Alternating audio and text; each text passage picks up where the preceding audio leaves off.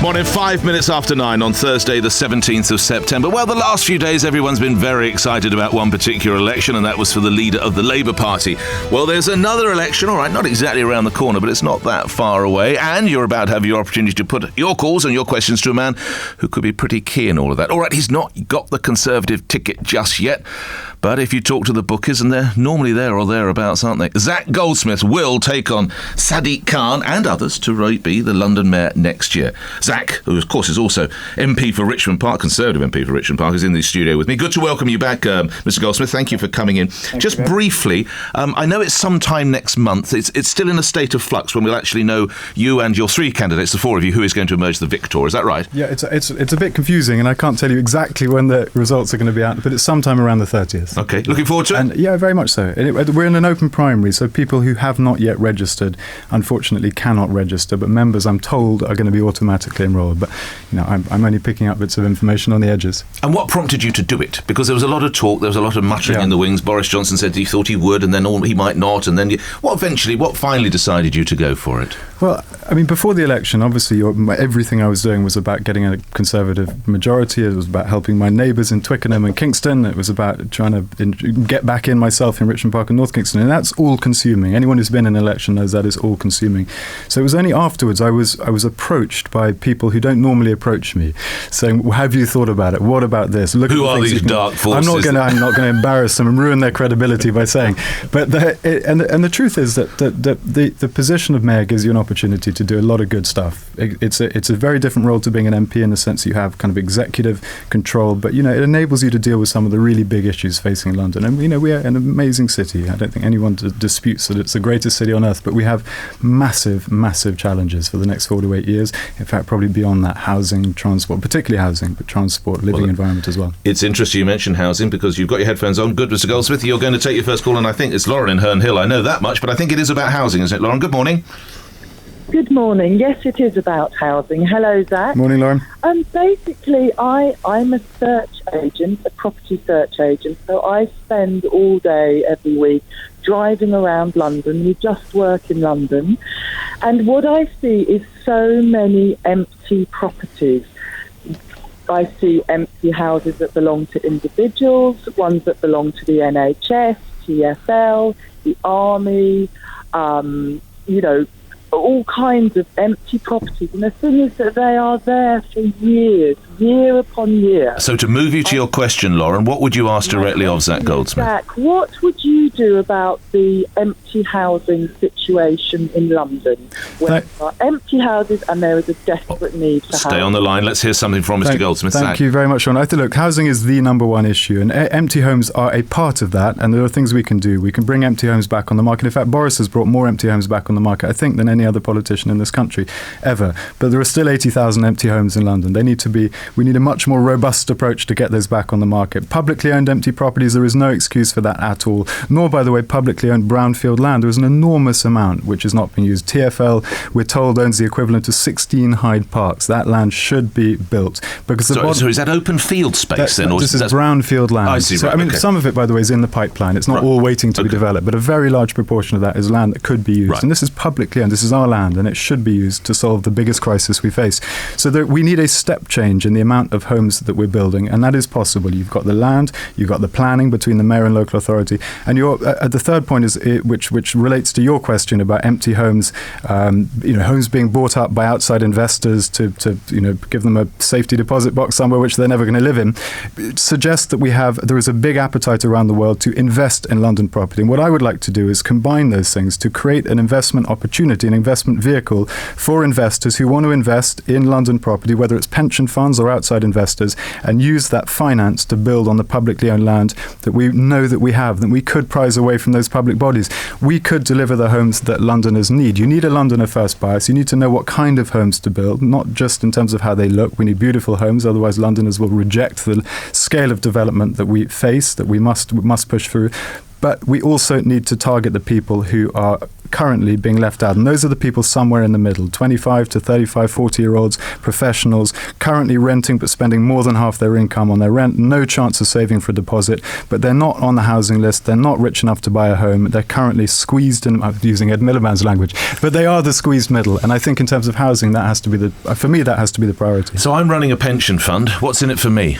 Well, pension funds want long-term investments, they want low risk, and they want medium return, and that's housing in London. And the fact that you're looking at publicly owned brownfield land, which we know can be made available, the fact that it can be de-risked from a planning point of view by the mayor working with local authorities, means that it's actually a very attractive investment. And it allows us, because it's publicly owned land, to be much more picky about the kind of homes that we build and what they're built for. So not homes built for people to simply leave empty as a long-term investment in a volatile world.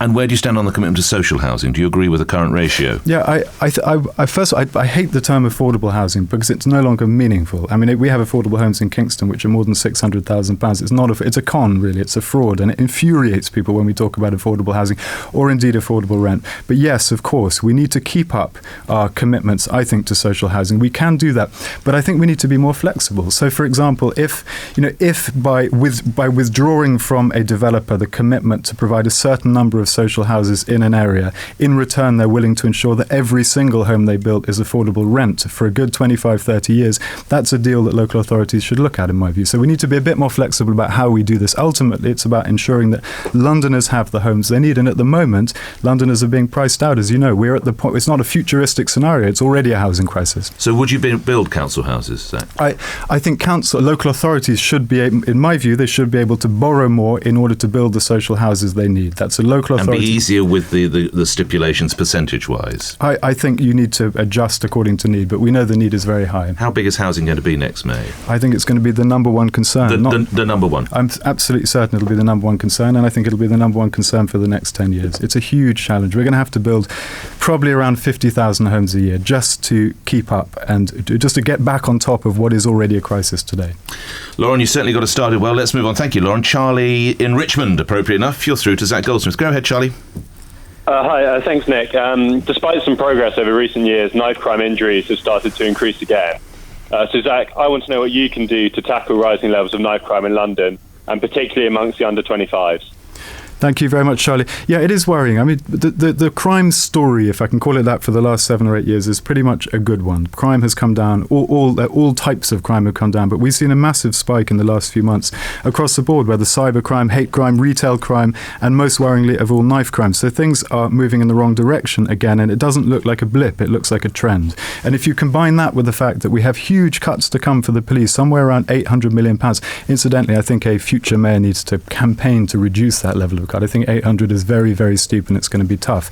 But if you look at those two facts, it means that we have a real problem ahead of us. And it either means we have a less good service and we accept rising crime, or we do things differently. And I think we have to do things differently. Sentencing, it will help.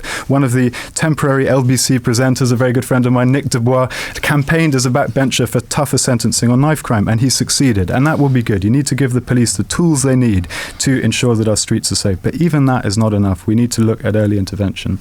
And there are some wonderful groups, by the way, all over London who can do things that the police will never be able to do in terms of reaching young people, steering them away from crime. I've met these organisations on tiny budgets. They do miraculous things. Let's bring Charlie back in response to Mr. Goldsmith. Charlie? I think it's particularly important, especially in inner city communities, to look at things like after-school provision and what's been done to keep gangs in particular off the streets. I fully support any law that can toughen toughen the public's response to knife crime, and whether that be a custodial sentence if someone is found with a knife. Yeah, we know that since the new law came in, I'm going to call it the Dubois law. I don't actually know what it's called. But when the Dubois law came in, we know that there have been more people put in jail for knife-related offences. So it's obviously needed. It's obviously a good thing. But I think it would be naive to imagine that simply having a harder approach in terms of sentencing and policing is going to be enough. So yes, you're right. It's about reaching young people and ensuring and steering them away from a life of crime. I met the mother of Godwin Lawson the other day, and she set up a foundation in his name. £30,000 a year year is her budget. I mean, it's minuscule in the big scheme of things. And the police and she believe that she has reached out to hundreds and hundreds of young people and steered them away from a life of crime because she can reach into communities in a way that police will never be allowed to because of trust issues and everything else. So I think we need to back the best of these organisations, and I bet we get bigger bang for our buck as well. And just to give this some context, you'll be aware, of course, a 16-year-old was stabbed to death earlier this week. It made him the 10th to be stabbed in London this year. Each and every one of these statistics, I'm keenly aware they have family and friends and loved ones, but we were at 8 this time last year, so there does, as you rightly say, Mr. Goldsmith, be a growing trend.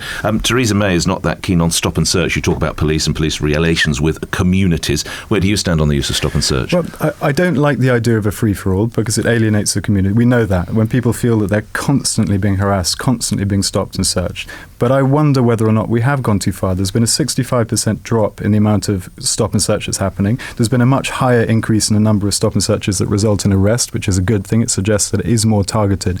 But I know that people from the left and the right in the police world are wondering whether we've gone too far, and that might be one of the reasons why we're seeing an increase in knife crime. So I'm worried about it, and it is a valuable tool. Any copper's going to tell you it is a valuable tool to have. So I wouldn't want to restrict that tool. But the Home Secretary does and is. Is she wrong?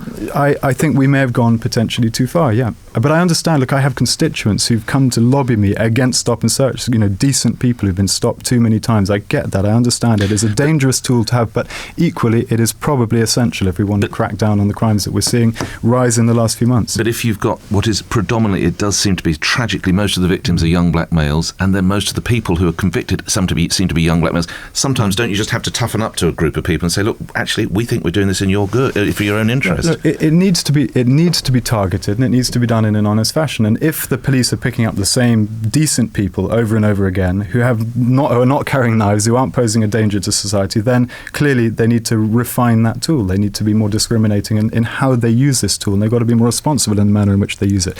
But I think to simply try to reduce it on an arbitrary figure could potentially have led to the situation we're in now. And I don't say it's the only problem, but it could have contributed to the spike we've seen in the last few months. So I think you need to take a slightly more grown-up approach to it. Steve's in Ruislip. You're through to Zac Goldsmith. Steve, go ahead. Hi, I've got two very quick questions. One is, would you support a minimum living fare for private hire drivers? Conservatives are talking about a minimum living wage, but there's no minimum fare, which means drivers don't earn a good living.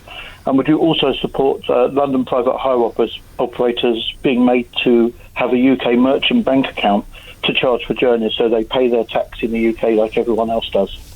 Thank you very much. I think it was Steve, wasn't it? This is Steve. Yeah. I know the context in which you're asking this is obviously about there's a big scuffle at the moment between black cabs and private hire vehicles. And the truth is that if something doesn't change, the black cabs are going to go extinct. We won't have black cabs in London.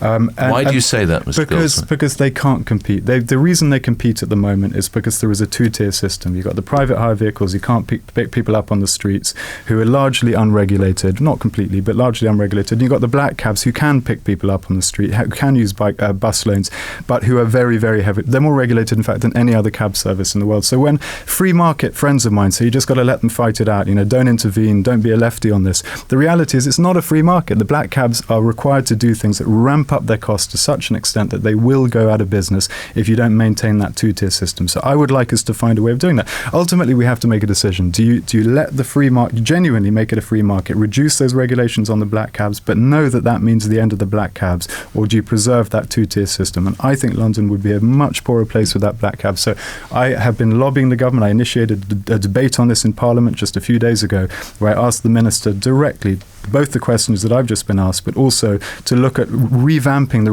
regulatory system, legislation around cab drivers, because it was crafted before the mobile phone even existed, let alone the smartphone. So, Uber, it wasn't even an idea at the time that these regulations were crafted by government. So I do think we need to revisit this, and my impulse would be to create an environment in which the black cab can survive and flourish, because on an emotional level, I love them. I think nothing about putting my kids in a black cab, and I know they'll get home safe, and I don't have to worry about it, and I think that's worth something. You can't put a number to it, but it is worth something, and I think most Londoners probably would be very sad to lose the black cab. Are they Luddites, the drivers? No, I don't think. Look, they're moving in any case. Like in 2018, for example, all new black cabs are going to be green. They're not colour green. They're going to be green environmentally. They're going to be zero carbon emission. But I think they need to adapt. I think every black cab should have contactless payment systems. That's what customers now want.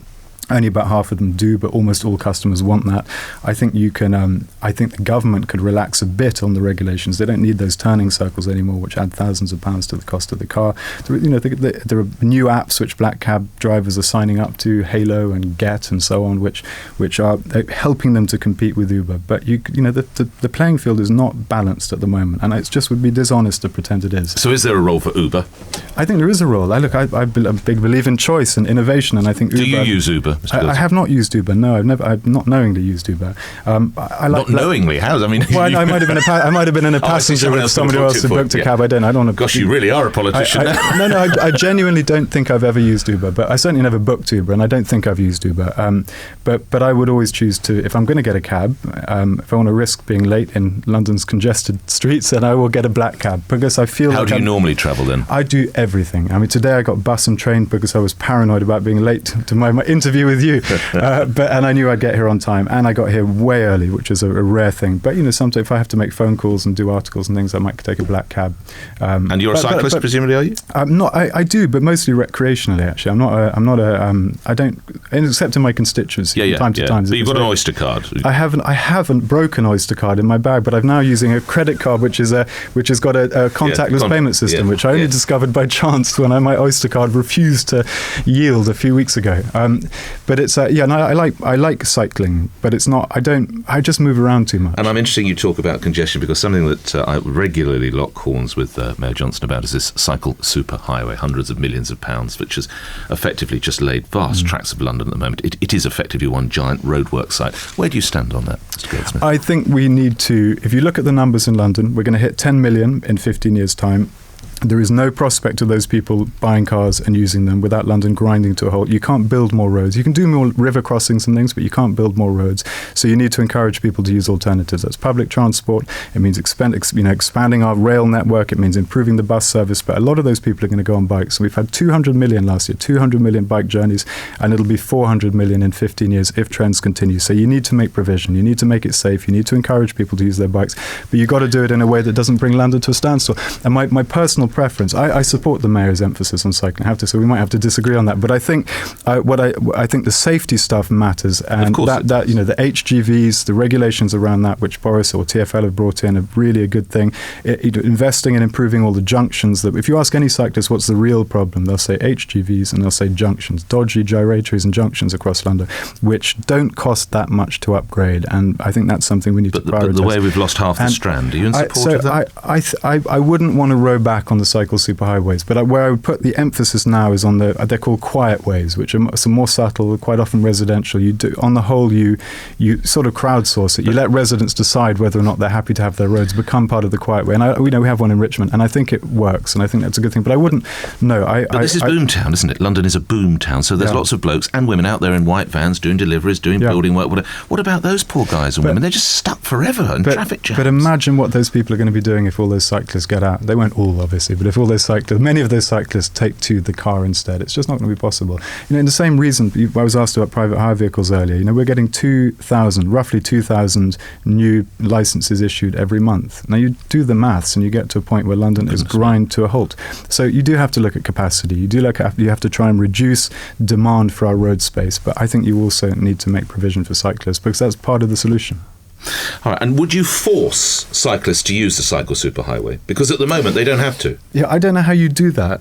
I mean, what have we built it for? Because naturally they are using it. So the signs. So a little old lady, we spend hundreds of millions of pounds, and even a little young lady or a little old man could cycle down the Strand, and you've got half of London behind them, including me. But what you can do is you can ensure. I don't know how you can force people to use a cycle super. I'm just from a bureaucratic point of view. I don't. And maybe you've got a good idea. I don't know how you'd be able to do that in a sort of non-Franco-like way. But you can. You fine them. Well, that's what I was about to say. You can find people who misuse other roads. You can't stop cyclists for using non-cycle super highway roads, but you can sue cyclists. You can find cyclists for using pavements and things like that. So yes, of course, you need to rump that. And we're doing that, by the way, in Richmond and Kingston. The police are really good on this, and it's in response to what residents want, and it's working. The relationship between cyclists and everyone else has improved in my patch. Right, let's get to more of the calls. That's what it's about. Call Zac Goldsmith. Nathaniel in Twickenham has done just that. You're through, Nathaniel. Go ahead, sir. Right, good morning. Morning, Nathaniel. quick question. Is it really your intention, Zach, to expand the congestion charge? Yes or no? No, it is not. Look, no one, even Labour... I thought you said... No, hang on a second. I've got a note here. Let me answer this. Let me answer this. No one, even Labour, I don't think anyone is suggesting expanding the congestion charge. It is old. It did its job, I think, when it came in, but it is clunky. It is very, very expensive, 300 million quid or so a year to manage. It is not targeting the real problems we face in London, which relate to air quality. And so it would be madness to expand the congestion charge. The quote that you're about to read, Nick Ferrari, the quote you're about to read says, I think there's a very strong case for expanding it and ramping it up, but it relates to the Boris's ultra-low emission zone. That was the context in which we were having that discussion. Because I think we do, and Boris and TfL have acknowledged that the ultra-low emission zone will deal with half of the air pollution problem we have in London. We need to deal with the other half as well. So we do need to get radical, I think, in terms of phasing out the most polluting cars across London. I think that's a priority. 9,500 people die each year in London, according to government, from bad air quality, die prematurely. It is a real health crisis, so we've got to get to grips with it. And I make one further point. If a future mayor decides that they're going to duck this issue, it'll happen anyway. The government is legally obliged to step in. So I think it's much better that a future mayor shows some leadership on this and deals with the problem. But this is not about the congestion charge. I accept that people misinterpreted what was said, but it is categorically not the case. I, or indeed any other mayor, is intending to or will expand the congestion charge. Quick response from you, Nathaniel, through to Mr. Goldsmith. Well, I'm very relieved to hear that, Zach. Very relieved to hear that. Thank God for that. All right, we move on to thanks Nathaniel. Roy's in Grays. Roy, go ahead. Hi, Mr. Goldsmith. Great show, Nick, by the way. Thank you. Mr. Goldsmith, morning. How do you expect normal, hard-working Londoners to vote for you and put you into power when you have been... You can't ever, because of your silver spoon in your mouth syndrome, you can never, ever represent the hard-working people of London. I have to survive on take-home pay of £300 a week, yeah? That's all I get, nothing else, right? You have got multi-millions and millions of pounds just laying around in bank accounts, in massive property and whatever. How can you expect me to believe you're ever going to represent people like me? Thank you, Ish, for that question. Look, Stay on the line, Roy. I think I have shown in my work as an MP over the last 5 years that I represent and I fight for and I campaign for my constituents, whether they're on the left or the right of politics, whether they're rich or poor, whatever their background. And as a consequence, my constituency has gone from being a comfortable Lib Dem seat to being a very, very solid Conservative seat. And it's because people know that I'm on their side. And I have to tell you that when I first began as an MP, people came through my surgeries with problems which I'd never experienced before. I suspect you haven't either. People dealing with injustices with the European arrest warrant, people being messed around with witness protection, and a whole range of other issues. There is no person on earth who can properly represent everyone who comes to them from direct personal experience. The key is that you understand the problem, you're good at solving those problems, and that you bat for the people you represent. And I've shown that as an MP, I stand up to authority. That's what you need to do to be a good councillor, a good MP, good mayor. You need to fight for the people you represent. And I am a fighter, and I've proven that over the last 5 years as an MP and in my campaigning work before that. Quick response from you, Roy. Don't believe a word of it. Oh, well, you can only go from what the man says. But as you move from the leafy environs of Richmond, Twickenham, Kingston areas such as that, Mr. Goldsmith, and make your appeal broader, what is it you need to do? Because I remember David Cameron once saying, it's not where I've come from, it's where I'm going to, which I think is actually quite a good summation. How are you going to get that across to Londoners? Because Londoners across the board face similar problems. Obviously, they do. Housing is an issue all over London. I mean, it's an accident of birth. Good luck to you. I have no problem. Yeah. I have no envy, but you are in a very fortunate position. What Roy has said, you don't necessarily... If it suddenly all ended for you tomorrow, you're not going to have to be a minicab driver like I would. But I don't need to be on a housing list to know that the housing lists are too long, to know that the housing crisis is ruining London, that London will be a very different place in 10 years' time if it's not dealt with by the next the old mayor. trick, if I ask you the price of a loaf... Yeah, it depends what you're buying, but you can get one for 40p. Not bad, you can... About 49, but I'll let you off. You can get them for 40p, but it depends what you buy. If you go to, there's some shishi places in London where they probably cost 3 or 4 quid. Well, you did better than the Prime Minister. He told me he had a bread maker, which turned out to be about £179 from John Lewis, so you did considerably better than that. We move to another question. Thank you. It's another Roy. Roy in Hendon. You're through. Go ahead, Roy. Just a quick question about the Heathrow expansion. I live in London, and I obviously prefer to use Heathrow Airport. I think it's much better than the other ones in terms of connectability, both internally and externally. Sort of the one thing preventing me from really supporting you entirely is your opposition to the Heathrow expansion. which I think would really benefit the UK and London. So my question is, why is it that you're still against the Heathrow expansion, even though it seems that all the experts are pointing quite clearly and quite resoundingly to that being the best option for London? Thank you very much. The simple reason I think the costs of Heathrow expansion are too high and the benefits are too small. We know that you can't have any hope of decent air quality in London. Everyone admits this, by the way, if you expand Heathrow. It's not possible to reconcile that with any of the targets we have to meet to have decent quality air. We know that it's going to cost 20 million quid to adapt our roads and rail to accommodate the extra travel. That's money that the government's going to have to pick up, not Heathrow. And we know that noise would affect more than 1 million people. Those are three big costs. And we now know from the Airports Commission that the upside, if we expand Heathrow, you'll get a maximum of 3 extra international routes. That just seems like an unbelievably small upside for such a colossal downside. We also know that any additional activity at an expanded Heathrow would not be new activity. It would be from the other airport. It would have stolen it from competing airports. So you wouldn't have extra activity. You'd just be creating a monopoly, a giant subsidized foreign-owned monopoly on one edge of our city. That doesn't strike me as a solution, not when we know that competition works. Gatwick may not be a perfect airport, but it's become a better airport because of competition. It's opened up flights to China, to Singapore, to Vietnam, things that we were told it couldn't do, but it has done. Why? Because it's competing against Heathrow. It's desperately trying to attract customers, and competition in the airport sector is just as important as competition everywhere else. So I strongly believe this is not just a Richmond or North Kingston issue. This is a London and even a wider UK issue. Final minute with me, if we could, Mr. Goldsmith.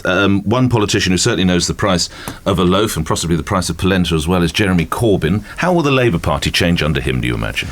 It's almost impossible to know how it's going to change because at the moment they're all trying to figure that out themselves. But I think it would be really dangerous for people on my side of the political divide to be licking their lips with anticipation because no one expected him to be leader. There was a tsunami of support, and who knows, that could continue. We're going to be doing unpopular things over the next few years for sure. We'll make mistakes. Every government does. There's going to be a leadership challenge at the end of this period, and we might end up picking someone useless. It's possible. There is a chance, no matter how slight, there is a chance that Jeremy Corbyn will be the next Prime Minister.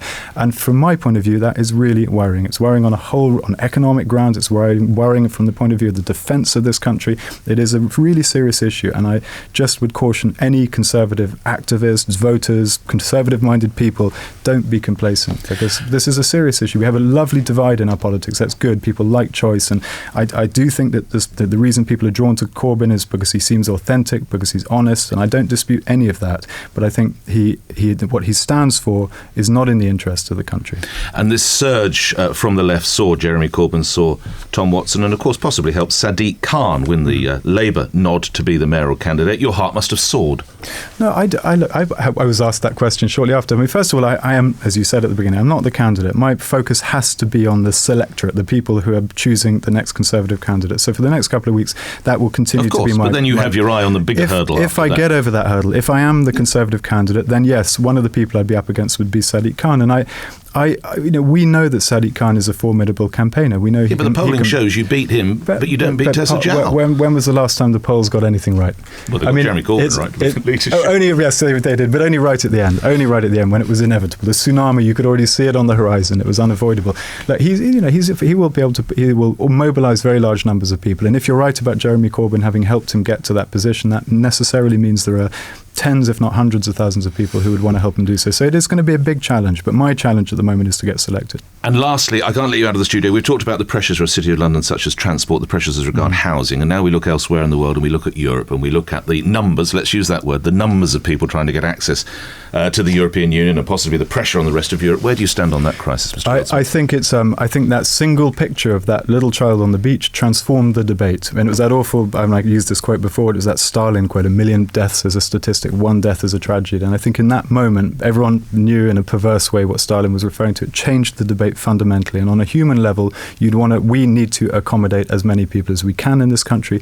But I think so 20,000 not enough? No, I think 20,000 sounds, for me, I think that sounds about right. As long as we're picking the right people, as long as they're the most vulnerable, kids, children, orphans, or mothers with young children, or elderly people, the most vulnerable people. And I think the Prime Minister's right to want to get those people from the source countries, to not incentivise people to make that mad journey. And you'd give your spare room over? I believe it or not, I don't have a spare room, but it's but I just want to make. Mine over. I think it would be a mistake. I think it would be a real mistake to pretend that is a solution to this problem, because it's not. There are millions. But if you had a spare room, it's not. You can't ask me that. Well, if you had a spare room, I don't think that's a solution. Right. I think the solution is to deal with the problem at source, not to pretend we can stabilise Syria or Iraq, but to create huge safe havens. That's what we should be focusing on doing, and then we're going to be saving millions of people, not just a token few thousand. Unbelievably, that more than half an hour is shot by Mr. Goldsmith. Thank you, Zac Goldsmith. Well, my question is, as Mayor, what would you do to make the lives of everyday Londoners less expensive? So I think that is the central question for all of us, and it'll be the central question going forward after May for whoever's elected mayor. The main